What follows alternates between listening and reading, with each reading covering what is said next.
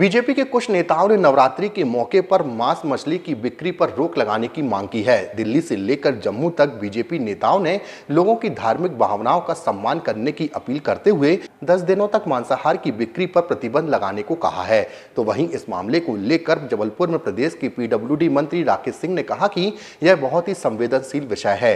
देश की बहुसंख्यक आबादी इन पर्वों पर आमतौर से परहेज करती है कि उनके घर नॉनवेज ना आए और उनके घर के सामने नॉनवेज ना बिके। तो वहीं देखा जाए तो यह जनभावना से जुड़ा हुआ विषय है। देखिए, ये बहुत संवेदनशील विषय है। मुझे नहीं लगता कि इसको इस तरह से लिया जाना चाहिए, कोई चर्चा का विषय है।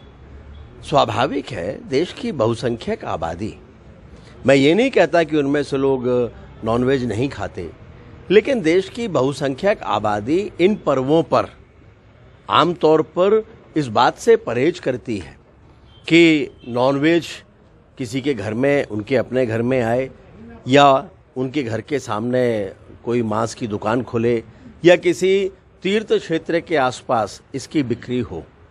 तो स्वाभाविक है कि ये जन भावनाओं से जुड़ा हुआ विषय है। और जब हम परस्पर एक दूसरे की भावनाओं की बात करते हैं, भावनाओं के सम्मान की बात करते हैं, तो इस बात की चिंता सभी को करना चाहिए।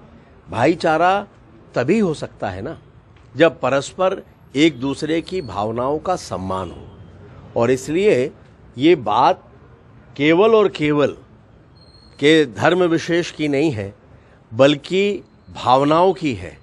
पर्व हैं, इन पर्वों पर जिन चीज़ों से परहेज रखा जाता है, देश की बहुसंख्यक आबादी जिसको ऐसा मानती है कि हमें परहेज करना है, तो सभी को उसका सम्मान करना चाहिए।